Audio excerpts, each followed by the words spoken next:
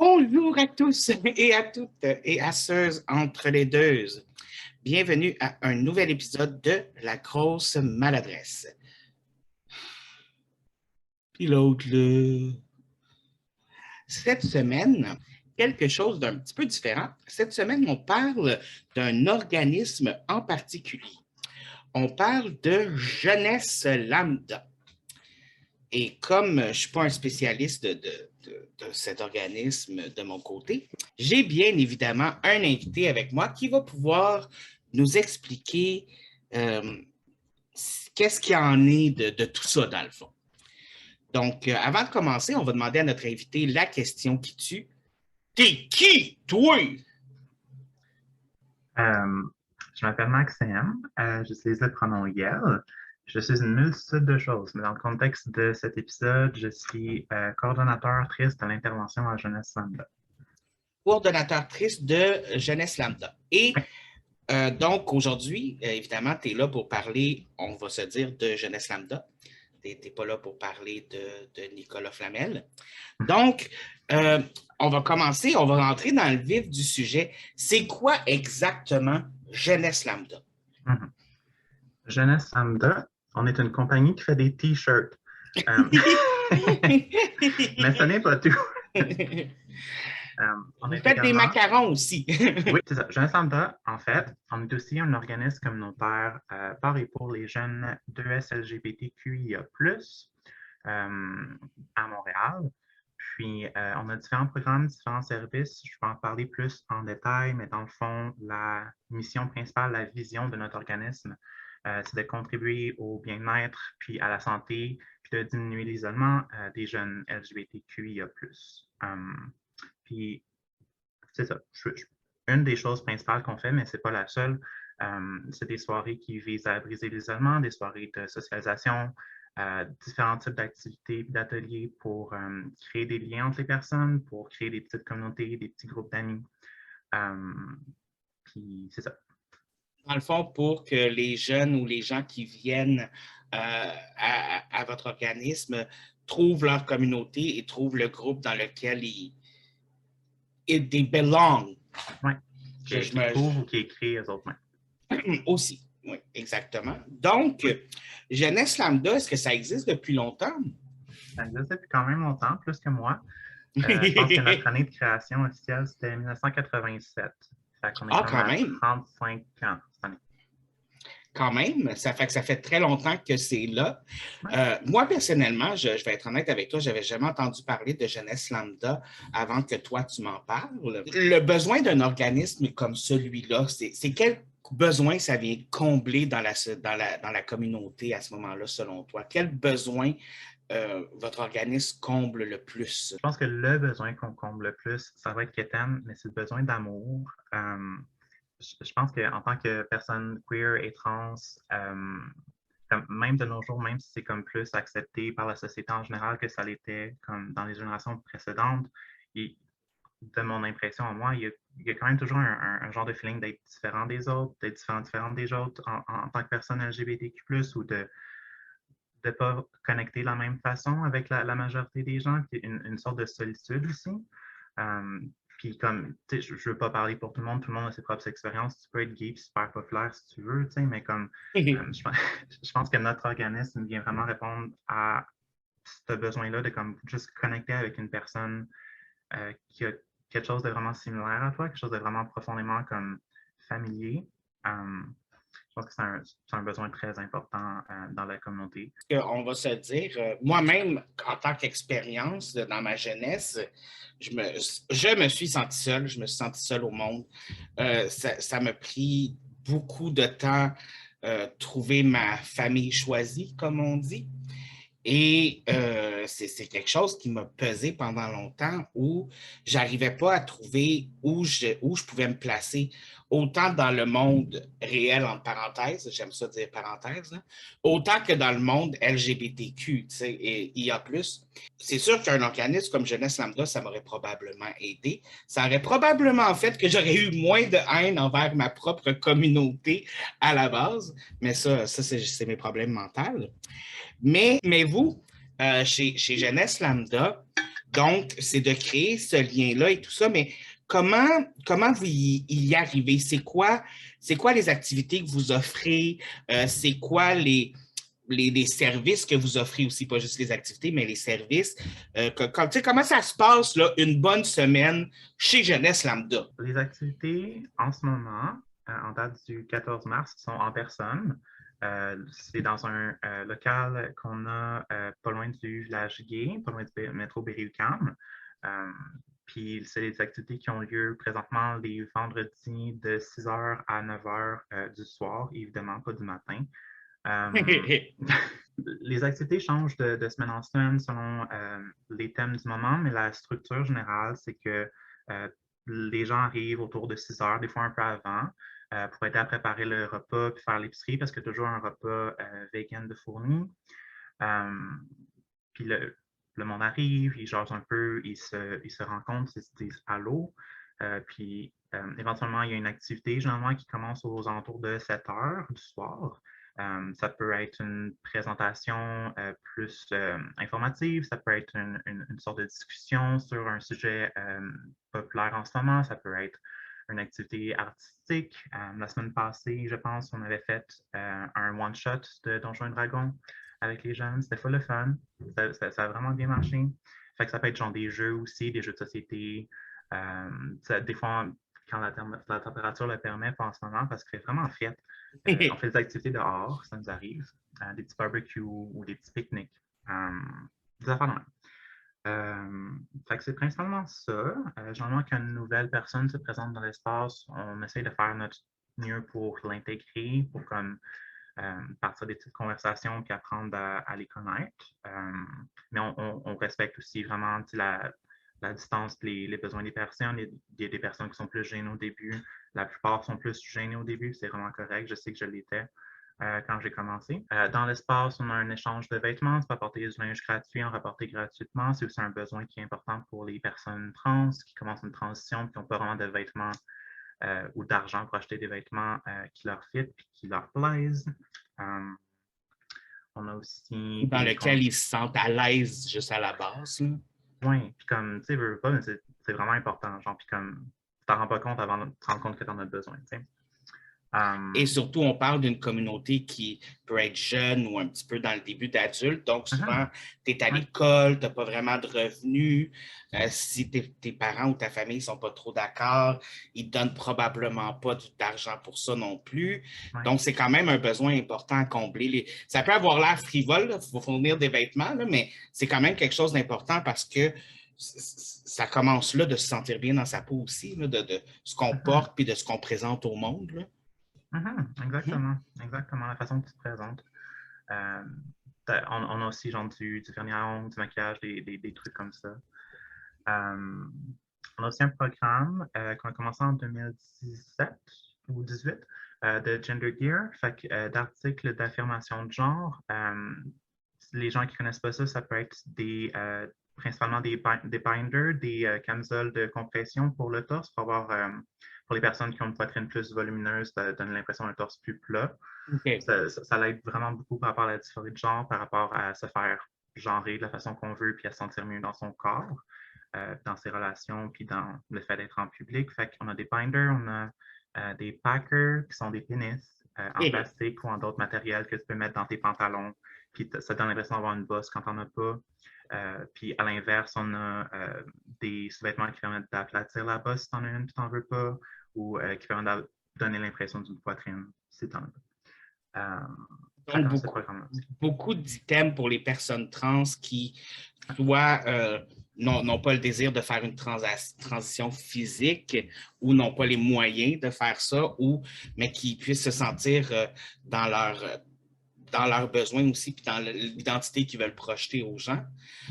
Je sais que j'ai des questions un petit peu niaiseuses des fois parce que c'est pas un univers que je connais vraiment beaucoup. Puis je sais qu'on sort un peu de lambda, c'est plus une question pour les trans. Ça doit faire mal, un binder? Idéalement, c'est pas supposé faire trop mal non plus. OK.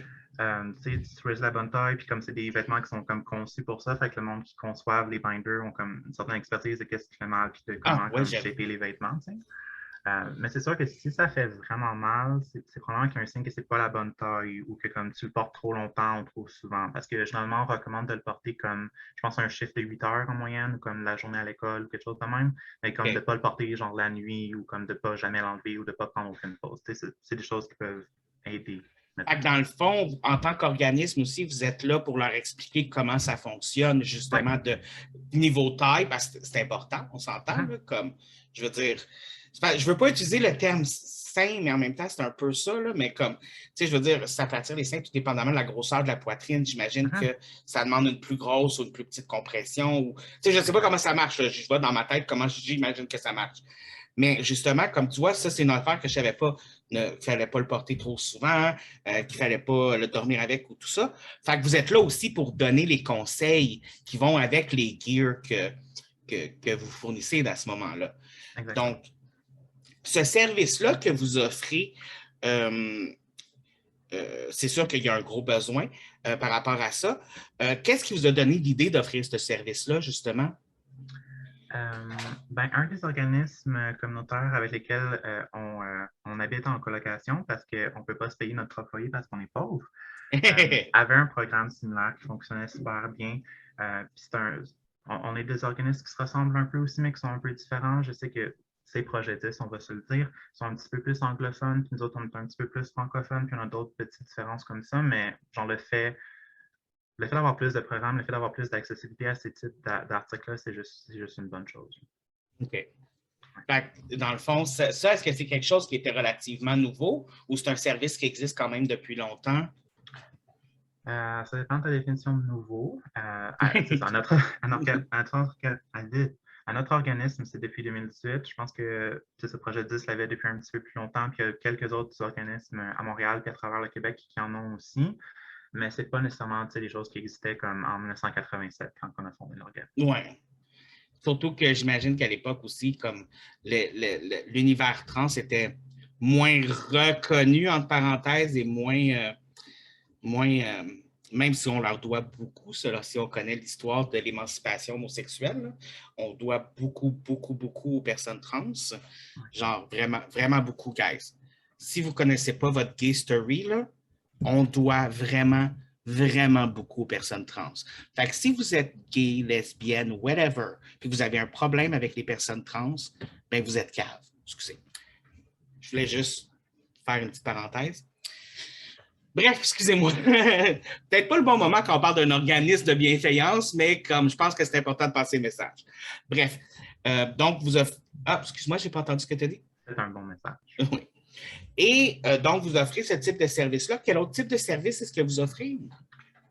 Ça nous arrive de faire de l'écoute active puis de l'intervention plus informelle. Genre, on n'est pas des thérapeutes, on n'est pas des travailleurs sociaux pour la plupart, mais on est quand même capable d'écouter et de comprendre une personne dans son expérience puis d'aller les rejoindre là. Est-ce que je peux t'interrompre ici? Quand tu parles d'écoute active, c'est comment que ça fonctionne exactement? Ben, l'écoute active, dans le fond, c'est d'écouter activement une personne. Fait que tu fais des push-ups pendant que tu l'écoutes. Mais c'est. Tu fais les jumping jacks, là. Je ne sais pas pourquoi mon cerveau la trouve vraiment bonne, celle-là. L'écoute active, c'est d'écouter la personne, effectivement, mais c'est dans une perspective de non-jugement, puis de comme faire des reflets, puis genre parfois donner son opinion, des conseils si c'est applicable, mais de vraiment se centraliser sur la personne, sur ses besoins, sur son discours, puis de juste rester avec ça, genre, puis de pas nécessairement aller dans une approche vraiment super complexe de parle-moi ton enfance ou de comme d'autres trucs plus avancés, plus profonds, vraiment juste de comme rester dans le moment présent, dans le ici maintenant, puis de voir quelles solutions qu'on peut imaginer au problème, de juste jaser des fois. Ah, c'est un peu, c'est pas nécessairement une thérapie, mais plus comme un je t'entends et je te vois dans le fond, là. OK. Exactement. Une forme de soutien. OK. Et est-ce que c'est genre, est-ce que c'est en groupe ou est-ce que c'est genre en un par un, là? Il y a un peu les deux. Tu sais, des fois, quand on va avoir une conversation de groupe, puis il va y avoir une forme d'échange de soutien d'une façon ou d'une autre ou d'écoute. Mais je dirais que la plupart du temps, c'est plus des sessions un à un dans la salle d'écoute pour les personnes qui en ont besoin. Puis est-ce que, puis je m'excuse, là, mais je pose beaucoup de questions. Ben, en fait, je suis là pour poser des questions. Pourquoi j'arrête pas de m'excuser? Voyons, Colin! Bref, dans le cas d'une écoute active que vous offrez à vos participants, j'ai tout le temps clients qui viennent en tête, parce que moi, je travaille avec des clients dans la vie, là. Fait que j'ai vos participants. Ouais. Est-ce que c'est, par exemple, toi, tu fais partie du comité, puis tu es un peu le leader chef de la place, dans le fond? Donc, est-ce que c'est des gens qui sont impliqués dans l'organisme qui font l'écoute active ou est-ce que ça peut être n'importe qui fait de l'écoute active avec n'importe qui? Je ne sais pas si tu comprends ce que je veux dire. Oui, oui. De l'écoute active, vraiment, ça va être généralement des personnes qui vont avoir plus une sorte de formation, une expérience précise en intervention, qui vont être quand même genre familiers avec les concepts, qui sont comme capables de recevoir quelque chose, puis surtout si c'est quelque chose qui peut être plus difficile à entendre. Je sais qu'à l'Agence Santa, on est 2 employés, puis on est une équipe de bénévoles en plus. C'est pas tous les bénévoles qui sont super calés en intervention ou en écoute active. C'est pas tous les employés non plus. Fait qu'on on y va vraiment selon les compétences et le niveau de confort de chaque personne. Ça peut aussi être genre juste pas dans une perspective d'une personne qui parle puis une personne qui écoute, dans une perspective de comme plus de groupe, là, mais Okay. c'est ça, genre de quelque chose de plus mutuel aussi entre les participants et participantes, c'est quelque chose qui est possible. Puis, on a peut-être oublié de le mentionner plus tôt, mais toi, tu as un background en sexologie, c'est ça? Donc, tu as quand même un gros background aussi dans le domaine justement là, du sexe, là, on va se le dire. Non? Donc, à ce moment-là, c'est là aussi que toi, tu peux avoir justement cette propension, cette éducation-là à faire de l'écoute active avec quelqu'un. Okay. Donc, c'est quand même j'essaie de montrer que c'est des professionnels, entre parenthèses, sans être des professionnels qui vont faire ça. C'est pas Roger qui habite au coin de la rue qui va venir t'écouter. Quoique si Roger habite au coin de la rue, il habite dans le village. Fait qu'il doit être quand même un peu tolérant. On s'entend, tu sais, c'est rare les gens qui habitent dans le village et qui ne sont pas tolérants. Mais il y a du monde bizarre partout. Hein? Hein? Dans le village, c'est quasiment juste des condos à cette heure, là, mais comme avec du monde fucking riche, mais en tout cas. Ouais, c'est tout, à chaque fois qu'ils font un building, c'est ça qui se passe. Condo, condo, condo, condo. Puis, tu peux en louer, tu peux en acheter. Puis, pour être quelqu'un qui cherche un appartement en ce moment, qu'est-ce que les condos à louer dans le village coûtent la peau du cul, là? C'est comme, tu te fais pas juste enculer, même tu te fais défoncer par un taureau. Excusez. Petit moment de David, tu cherches un appartement, puis tu trouves ça crissement désagréable. Oui, on a beaucoup de difficultés. Bref, donc, l'écoute active. Tu m'as dit aussi que vous faites des soirées à tous les vendredis, donc avec une activité différente que comme quelqu'un qui vient parler ou une soirée jeu ou tout ça. Est-ce que vous avez normalement beaucoup de personnes qui viennent? Il y a combien de gens environ à ces soirées-là la plupart du temps, en moyenne? Extrêmement difficile à prévoir. Comme des semaines, genre, il va y avoir une tempête ou il va y avoir comme, une pandémie, puis comme il va y avoir moins de monde. Ça dépend. Je peux dire que, comme, mettons, 5 à 10 personnes en ce moment, ces temps-ci, c'est ce qui a à peu près d'allure. Avant la pandémie, on était quand même pas mal plus, mais je pense que le monde n'a plus la même facilité à sortir de chez eux que dans le temps. Puis je pense aussi qu'il fait encore une fois très frais. Fait que probablement que l'été aussi, ça va remonter un petit peu. Mais on se plaint pas, là, comme c'est pas si pire, mais comme. Mais il y a aussi, j'imagine, vu que ça vient de recommencer dernièrement, justement, que tu me disais les rencontres physiques. Donc, j'imagine qu'il y a encore des gens qui ont peut-être un petit peu peur là, au niveau hein, je vais être avec d'autres mondes. Bref. Mais, on fait quand même attention, comme lavage de main, le port du masque, la distanciation sociale, comme on fait vraiment très attention au niveau COVID, là, mais comme reste que toujours est-il, c'est sortir de chez eux, c'est faire beaucoup d'efforts. C'est plus commun. Non. Mais est-ce qu'il y a quand même cette sensation? Puis là, je te parle bien évidemment là, d'analyser les participants que tu as, là, mais est-ce que tu sens quand même ce niveau là, de bien-être-là que le même niveau de bien-être qu'auparavant, là, par rapport avant le COVID? Ou? Clairement. Puis comme, je pense que dans une certaine mesure, on a peut-être un peu moins de monde qu'avant, mais le monde qui vient en ont vraiment besoin puis en profitent vraiment. Genre, comme je me souviens qu'il y a une couple de semaines, il y avait une personne qui genre, essayait genre, justement du vernis à ongles pour la première fois, puis il avait fait le drapeau non-binaire avec les couleurs puis tout. Puis comme c'était genre la première fois qu'elle portait genre du vernis à ongles, puis comme genre il y avait beaucoup d'euphorie de genre, c'était vraiment cool à voir. C'est juste un petit exemple, là, il y en a plein, là, mais comme Mais ça doit être beau à voir en tant que personne que ce soit un de vos bénévoles ou une des deux personnes qui travaillent là, comme tu dis. Ça doit être beau à voir, genre un jeune qui arrive puis qui essaye des affaires pour la première fois puis qui s'émerveille puis le partage qu'il y a entre ces jeunes-là aussi. Comment qu'on sort avec de la beauté comme ça, genre d'offrir ça à des jeunes? c'est en effet vraiment, vraiment cool. Puis comme, genre, pas à chaque soirée, mais comme quasiment à toutes les soirées qu'on fait, comme je ressors de là comme tellement comme genre en paix avec moi-même, puis comme genre comme à ma place, puis comme genre satisfait de comme ce que j'ai fait, puis ce à quoi je travaille, puis ce à quoi je travaille avec genre les gens de mon équipe, puis avec les participants, participantes, comme c'est vraiment un très beau feeling. Ouais. Est-ce que ça arrive qu'il y a des moments plus difficiles, des personnes qui vont venir et que ça va créer pas nécessairement de la tension, mais comme des émotions un petit peu plus difficiles, plus hardcore, tout ça, comment qu'on deal avec ça aussi de ce niveau-là? Clairement qu'il y a des difficultés. Comme pour en nommer rien qu'une, on est des personnes queer, on est une petite communauté. Ça arrive souvent que du monde sorte ensemble et ne sortent plus ensemble, ou qu'il y ait des tensions, ou que comme il y ait des enjeux de communication. C'est clair que c'est des choses qui arrivent comme dans n'importe quel autre type d'organisme communautaire ou d'autres milieux de vie.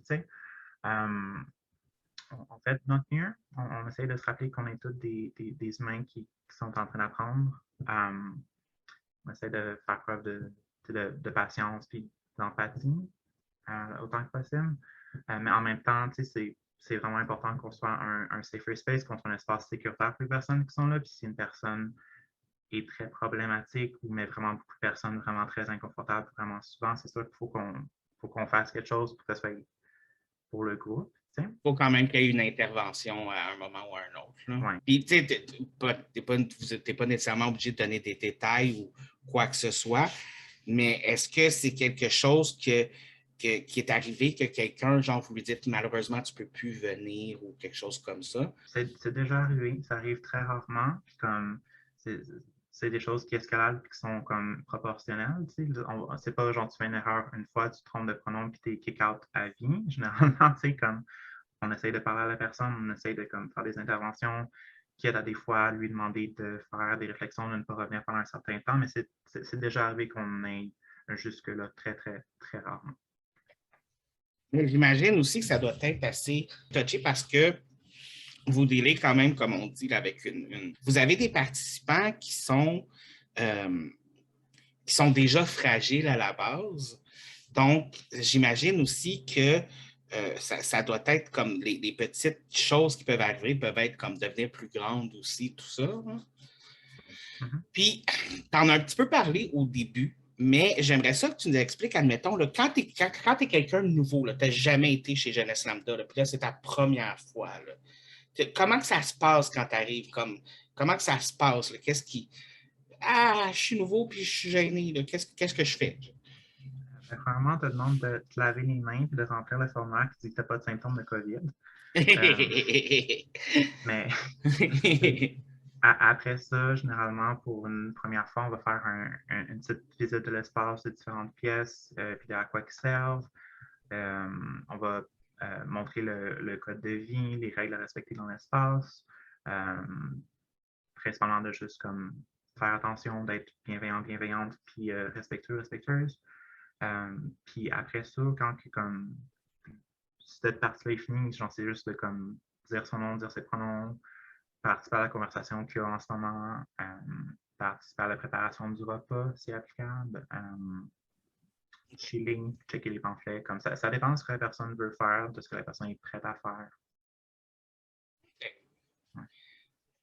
Moi, je sais que je serais super gêné, puis je resterais probablement dans mon coin, puis je serais comme.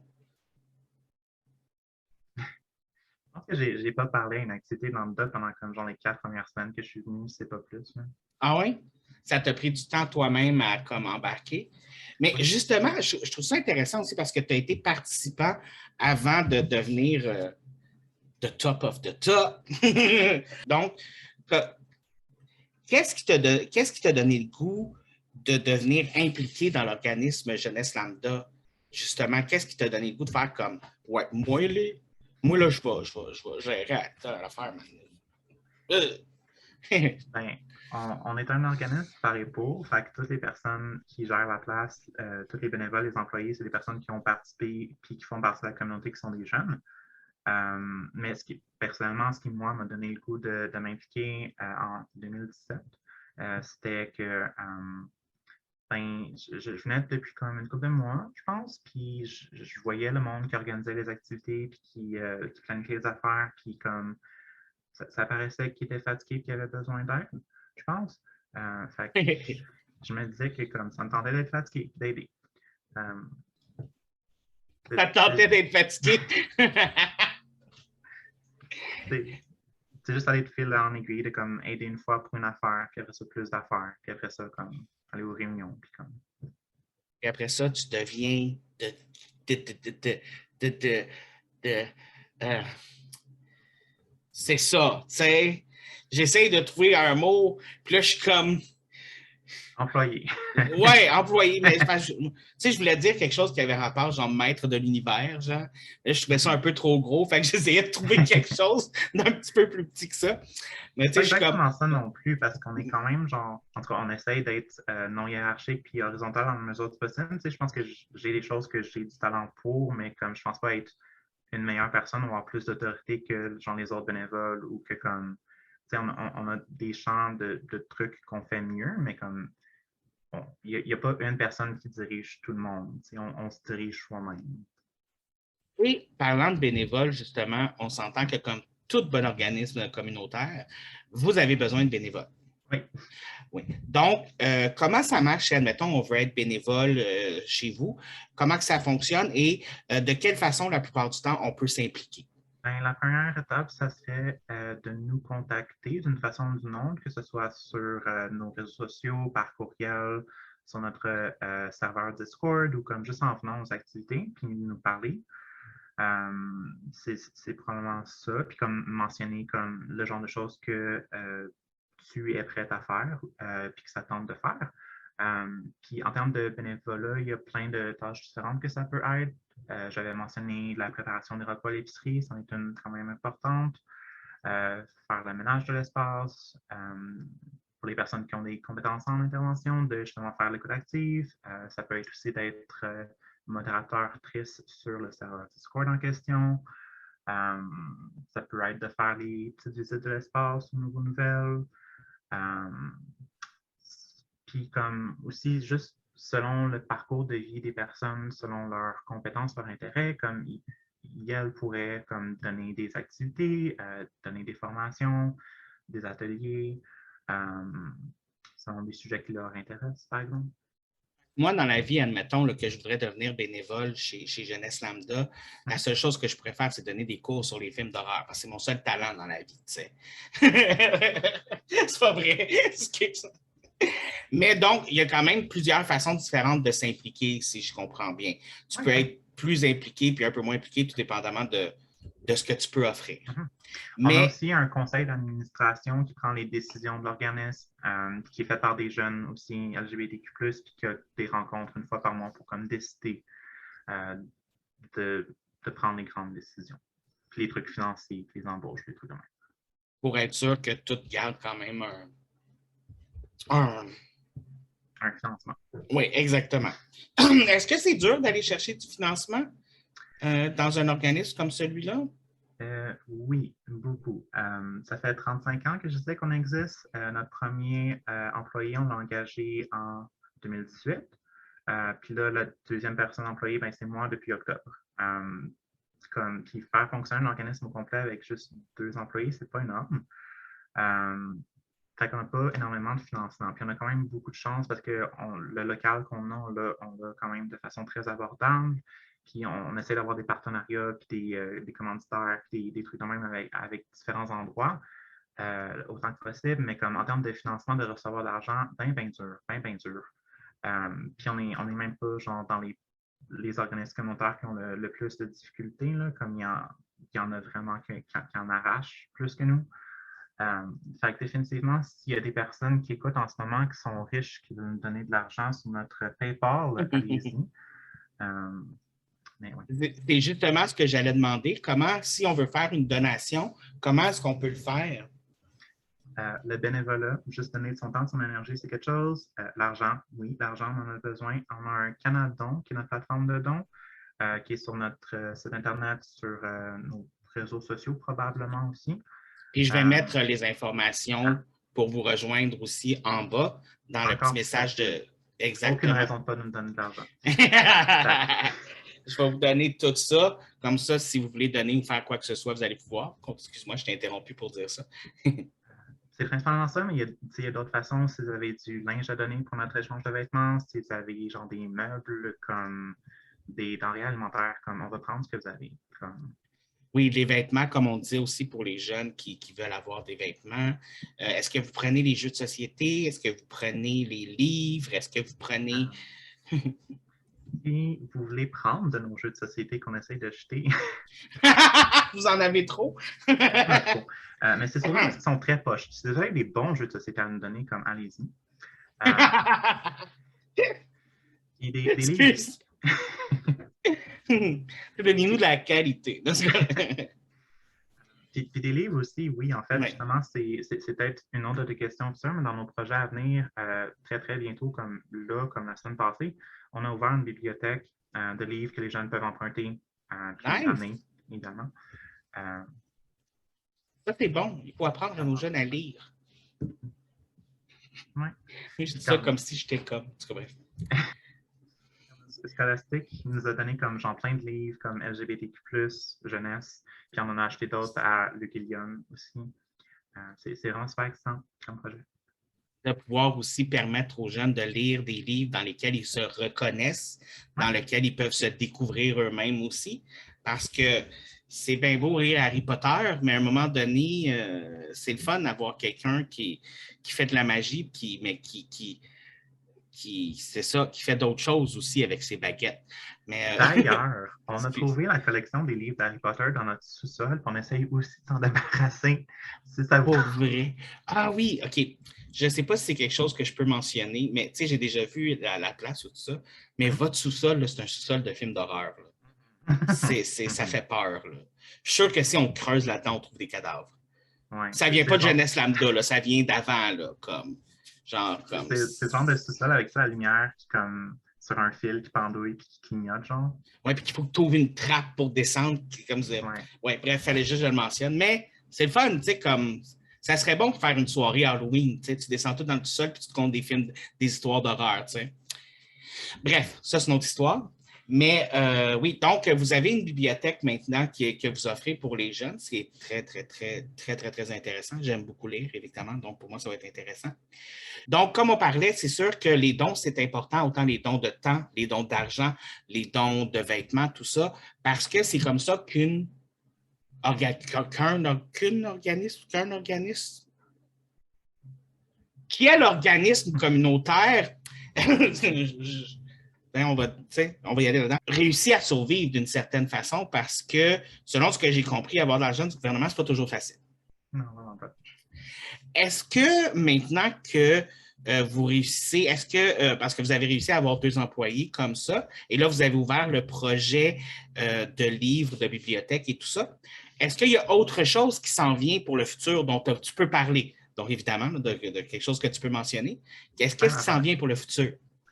Un autre projet sur lequel je travaille, qui va commencer à la fin du mois de mars, c'est un projet d'aide alimentaire avec un partenariat avec Moitié Montréal. Basically, une banque alimentaire peut venir chercher des denrées puis comme les rapporter chez vous, puis c'est gratuit. Il y a ça. Sinon, un autre plus gros projet à un petit peu plus long terme, comme 1 an, 2 ans, c'est Maison Lambda, qui va être une ressource en hébergement pour les personnes, c'était pour faire l'emphase sur Maison Lambda, qui est le titre du projet. Maison Lambda, dans le fond, va être une ressource en hébergement d'urgence pour les personnes en situation d'itinérance. Ça va être une ressource par et pour LGBTQ+. Donc, toutes les intervenantes vont faire partie de la communauté. Ça va être une ressource aussi qui va être explicitement transaffirmative, donc que les personnes trans et non-binaires vont être accueillies puis vont être respectées, ne vont pas être mis dehors comme dans plusieurs autres ressources en hébergement. Attends, il y a les personnes trans, c'est quelque chose que j'ignore, sont mis dehors des autres ressources? Ça dépend des ressources, il n'y a pas quelque chose de systématisé, mais comme, mettons, si tu vas dans les maisons des femmes, beaucoup de femmes trans ne vont pas être acceptées ou vont être acceptées seulement si on l'air suffisamment féminine, si on fait une transition comme complète, si on peut dire. Puis c'est ça. Tu vois, c'est quelque chose que je ne savais pas non plus. Donc, vous allez être transpositif, c'est ça, tu as dit transpositif? Transaffirmatif. Transaffirmative, excuse-moi. Ouais. Oui, donc vous allez être transaffirmative, donc c'est qui est excellent. Un très beau projet. Un très beau projet. Est-ce que c'est dur de monter des nouveaux projets comme celui-là? Ben, celui-là, c'est effectivement notre plus gros à date, genre de loin. Puis c'est sûr que comme ça prend beaucoup d'étapes, ça prend beaucoup de personnes sur qui compter. C'est un peu intimidant par moment, mais comme en même temps, on sait à quel point que c'est un besoin important dans notre communauté. Fait que, genre, toutes les personnes qui sont impliquées sur le projet en ce moment sont super motivées. Puis comme, genre, on n'y est pas avec ça. C'est du sérieux, là. Ouais. Mais c'est le fun d'avoir premièrement, c'est toujours le fun de voir des organismes qui sont là, qui sont présents pour les gens, mais qui cherchent toujours à aller plus loin. Et c'est une chose que j'ai remarqué avec Jeunesse Lambda depuis que je connais ça grâce à toi et les personnes qui m'en ont parlé. Jeunesse Lambda cherche toujours à aller plus loin, cherche toujours à trouver des nouvelles façons d'aider sa communauté, d'aider les gens qu'il desservent à ce moment-là. Est-ce que des fois, j'imagine que vous heurtez des murs, c'est pas toujours facile. Bon, on a parlé du mur monétaire et tout ça, mais est-ce qu'il y a d'autres murs que le mur monétaire qu'on frappe quand on a un organisme comme celui-là? Je dirais que le travail dans le milieu communautaire, ça peut être quand même épuisant, c'est quand même assez demandant comme job et comme implication bénévole. Ça fait un peu en sorte qu'on a quand même un certain roulement d'équipe, qu'il y a plusieurs personnes qui ont juste à m'en plus le temps ou plus l'énergie de s'impliquer. Fait qu'on, puis souvent, ces personnes-là vont partir avec la connaissance qu'ils avaient, puis c'est des connaissances qu'on se perd, c'est toujours de comme recréer, de reconstruire beaucoup de choses. Fait que ça, c'est un enjeu quand même important. Je dois dire que, encore une fois, j'ai quand même de la chance à Jeunesse Lambda ces temps-ci. Je pense que l'équipe que j'ai en ce moment est solide, puis c'est des personnes sur qui je peux compter, puis que je sais qu'ils vont respecter leurs limites, puis qu'ils vont déléguer des tâches au besoin. Fait que ça, c'est nice. Shout out si vous êtes de mes collègues qui m'écoutent en ce moment. Allô, je vous aime. Premièrement, si vous êtes collègue bénévole de Jeunesse Lambda, moi, personnellement, je suis en train de faire un signe de je vous adule pour ceux qui l'écouteraient à l'auditif, là. Mais sérieusement, moi, je trouve que vous faites une job de malade. Donc, est-ce qu'il y a d'autres murs? Parce que là, on parle de l'épuisement, qui est quand même un gros mur, parce que c'est quelque chose qu'on entend beaucoup parler dans le communautaire, autant dans la communauté que pour les femmes que pour toutes les communautés.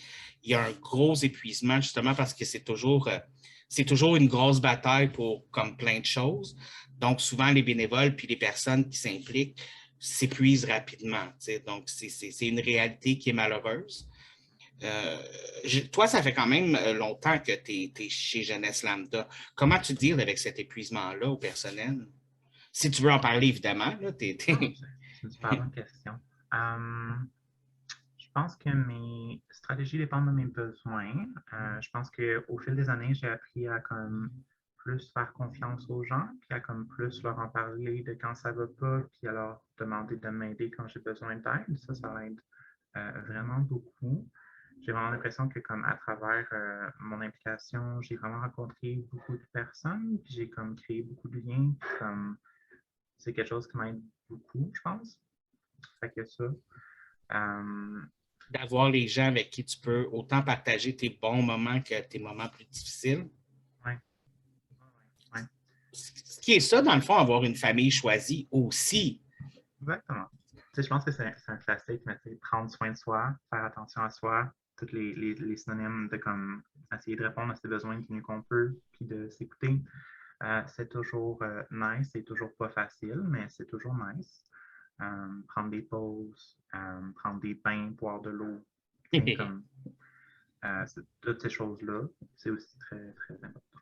Puis ce qu'il y a de le fun aussi, c'est que quand on apprend à faire ça, on peut le partager après ça dans l'organisme, ce qui est vraiment cool. Tu as dit aussi, écoute, je fais du back and forth, puis je sais que mes questions vont d'un bord puis de l'autre, là, mais moi, je ne suis jamais préparé, puis j'aime ça pas être préparé. Mais tu as dit aussi que vous recevez des fois des personnes qui vont venir parler de leur expérience, comme j'imagine des personnes de leur expérience trans, de leur expérience, tout ça. Est-ce que c'est quand même large comme panel de personnes? Quel genre de sujet on peut s'attendre à être abordé? Est-ce que c'est souvent beaucoup du sérieux ou des fois il y a des choses plus cocasses, mettons? Je dirais que c'est en effet très large. Ça dépend vraiment des personnes. C'est pas toutes des personnes qui vont parler de leur expérience en tant que personne trans ou en tant que personne gay ou bisexuelle. Des fois, oui, mais des fois, ça peut être genre de leur expérience en tant que travailleur du sexe, par exemple, de leur expérience dans les communautés fétiches, de leur expérience d'écrivaine. Nice! Oui, non, comme genre, genre, quand c'est des discussions, tu sais, des personnes qui font des ateliers, comme il y a vraiment genre des tonnes de thématiques qu'on peut parler, pas juste de comme du fait de son orientation sexuelle, de son identité de genre. Est-ce que vous avez, puis excuse-moi, c'est une question personnelle que je vais te poser de moi, est-ce que vous avez déjà quelqu'un qui veut parler de la grossophobie dans la communauté? Pas récemment. Je pense que c'est peut-être déjà arrivé comme genre une fois, mais ça fait un bout. Okay. Ce serait important.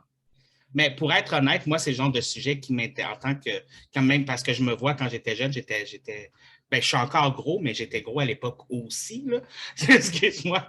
Tu sais, je tenais à le préciser pour ceux qui font juste écouter. Oui, oui, cette voix que vous entendez vient d'un gros corps. Un beau gros corps. Bref. Donc, je suis gros. Fait que ça aurait été quelque chose, moi, personnellement, entendre parler de la grossophobie dans ma jeunesse, ça m'aurait peut-être aidé, justement, à encore une fois, je vais dire pas détester puis avoir de la haine. Parce qu'on va se dire, j'ai eu un peu de haine dans ma vie envers la communauté LGBTQIA+, excuse-moi. Fait que moi, c'est quelque chose personnellement qui m'aurait aidé. Mais bref, tout ça pour dire que on a parlé de quand même beaucoup de choses. Est-ce qu'il y a quelque chose que tu voudrais ajouter par rapport à Jeunesse Lambda, une question que j'aurais peut-être oublié de te poser ou quelque chose qui mérite d'être mentionné là, par rapport à ton organisme? Ben, ton organisme, à l'organisme de Jeunesse Lambda. Oui. Ça pourrait être la raison de notre nom, Lambda. Oui. Je trouve toujours que c'est une anecdote le fun à raconter. Lambda pour la lettre grecque, faisant référence à un genre d'équipe de l'armée grecque dans le temps qui se battait plus fort que les autres parce qu'ils se battaient parce qu'ils étaient à côté de leur amoureux homosexuel. C'est vraiment cute. Que c'est genre escouade, on a fait dans le même. On a pris Lambda pour ça. Fait que c'était des soldats homosexuels qui se battaient, non pas pour se protéger eux-mêmes et leur monde, mais aussi pour protéger leur amoureux. Oh! C'est comme cute, mais triste en même temps quand tu penses au nombre de soldats qui sont morts. Oui. OK, mais bref. Beaucoup de gays dans le temps. Oui. Ben, c'est vraiment intéressant. Fun fact qui est probablement même pas, qui n'est pas vraiment relié, mais tu sais, comme il y a des gens qui disent oui, mais du temps de la Grèce, l'homosexualité était acceptée, puis tout ça, puis nanana, tu sais. Puis j'essaie toujours de faire un bémol parce que l'homosexualité n'était pas acceptée en tant que telle. C'est comme l'éducation sexuelle entre un homme et un autre homme était acceptée, mais pas c'était pas considéré comme de l'homosexualité, même s'il y avait des relations homosexuelles, on s'entend. Là. Donc, tu sais, il faut quand même faire un bémol, là, tu sais. Je veux juste mentionner ça. Fun fact. Bref, je voulais juste... Moi, j'ai des informations inutiles à avoir dans la vie, là. J'en ai plusieurs, comme ça. Plusieurs, oui. Moi là, demande-moi de retenir quelque chose d'important. Non. Demande-moi de ne pas retenir quelque chose de niaiseux. Non, non, je vais le retenir. Je veux dire. En tout cas, bref, tout ça pour dire que c'est ça. Mais bref, donc, Lambda, c'est pour ça, c'est pour l'escouade et les soldats de l'époque. Est-ce que, qu'organisme communautaire qui existe, qui est là, j'imagine que vous avez eu quelques problèmes pendant la COVID. Vous aviez quand même des rencontres en ligne, je crois, si je me rappelle bien. On a essayé. On a essayé bien, bien fort de faire des trucs en ligne. Ça n'a pas full très bien fonctionné. Fait qu'il y a eu une période où on a juste comme fermé sans aucune activité pendant quelques mois à travers la pandémie. Là, présentement, on a aussi un Discord qui est en ligne, mais qui fonctionne, ces coups-là.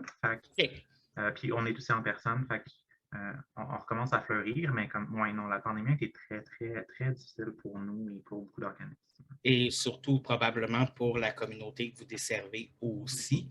Oui. J'imagine que ça doit se sentir, on en a un peu parlé tantôt, mais les jeunes qui peuvent enfin faire comme se voir, puis se fréquenter, puis mon Dieu, ça doit être comme il y a un être humain devant moi!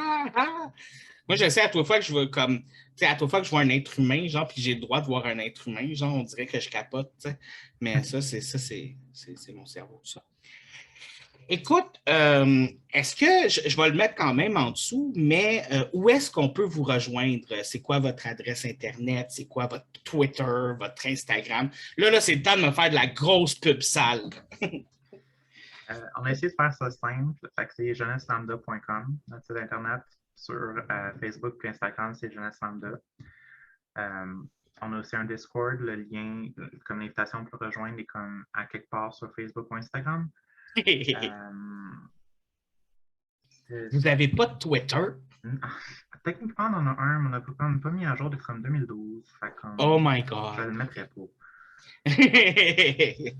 Moi, c'est juste par Twitter que je fonctionne. Je m'excuse, non, c'est pas vrai. Avez-vous un TikTok? Non, ce que je... On a pensé le faire. On y réfléchit encore. Mais ça pourrait être le fun. Mais là, j'embarque dans des autres affaires. Mais tu sais, de mettre des petits TikTok aussi de ce que vous faites dans les soirées, ça serait comme. Moi, je suis sûr que ça donnerait le goût à plein de monde de se présenter puis peut-être même de donner. On donne, on aime ça. Donc, oui. Donc, voilà. Moi, je pense que j'ai fait le tour de mes questions. C'est sûr qu'on n'a pas vraiment parlé de l'historique, de votre historique, tout ça, mais je pensais que c'était quand même très important de parler de ce que vous offrez, de ce que vous donnez, puis de tout ça, puis de comment aider tout ça. C'est quand même important, je pense. Et comme on peut voir, moi, personnellement, encore une fois, je vous salue, je vous lève mon chapeau. Là, en tant qu'organisme, parce que là, j'ai décidé que tu étais un organisme toi-même, un organisme vivant, j'imagine.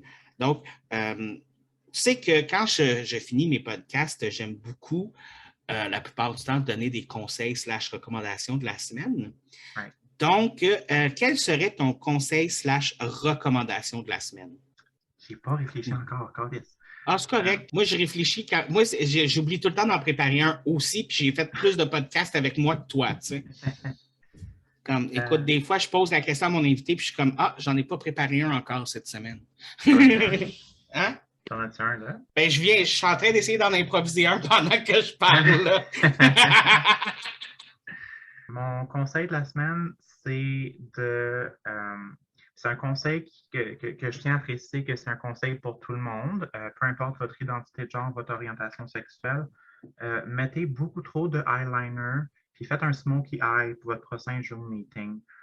Puis essayez de show up genre un petit peu sous, mais pas trop, juste un petit peu. Comme hangover, ça fonctionne aussi.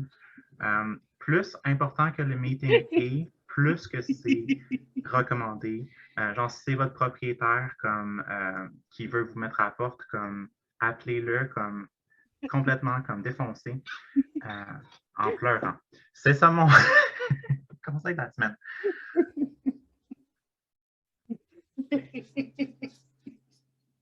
Ma job, c'est de faire des activités, pas de donner des conseils.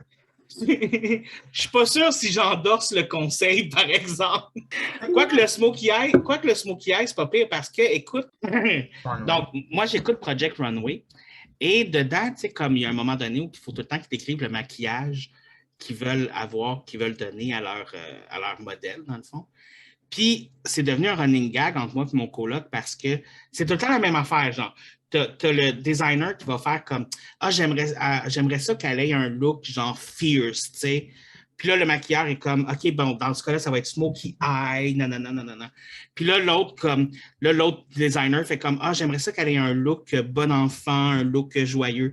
Fait que là, le maquilleur est comme OK, c'est donc smoky eye, puis non, non. Puis c'était smoky eye pour tout, genre. À chaque fois que le designer décrivait quelque chose, puis c'est à chaque épisode, tout le temps, là, tu l'entendais pour une description différente, genre. Fait que c'est comme devenu un running gag, genre, comme, mettons qu'on dit comme, ah, qu'est-ce que je devrais mettre, genre, pour aller à ma date, ou qu'est-ce que je devrais mettre, ah, smoky eye, comme, tu sais, c'est le running gag, là. Fait que Je pense si qu'un vous voulez... conseil plus sérieux, ça serait d'expérimenter avec le make-up de façon moins drôle. J'essaie de faire ça plus, c'est vraiment nice.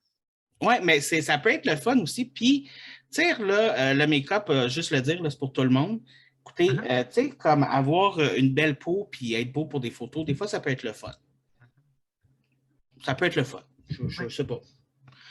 Moi, mon conseil, ça va revenir un peu à quelque chose qu'on parle dans l'épisode, ça va être un conseil sérieux parce que moi, je suis toujours sérieux 24 heures sur 24 et il n'y a jamais rien d'autre qui se passe dans la vie que la sériosité. Donnez du temps. Que ce soit à Jeunesse Lambda, que ce soit à n'importe quel organisme, trouvez quelque chose qui vous tient à cœur. Trouvez quelque chose dans lequel vous avez envie de donner de l'énergie puis de donner du temps. Tu sais, je sais que ça fait cheesy de dire ça puis whatever, là, mais sincèrement, même moi qui 90% du temps déteste tout le monde, j'ai fait ça, je fais du bénévolat, je m'implique et j'en ressors avec une sensation de bien-être et une sensation de service accompli. Fait que si moi qui haïs tout le monde, je suis capable d'avoir du bonheur là-dedans, ben n'importe qui est capable d'avoir du bonheur là-dedans. Allez chercher du bonheur. Relevez votre âme. Gagnez votre ciel. Excusez. Drôle de conclusion, un très bon conseil. Oui, drôle de conclusion, mais très bon conseil. Mais sur ce, on se revoit la semaine prochaine alors qu'on apprend comment déploguer une sonde anale pour la faire sortir par la bouche.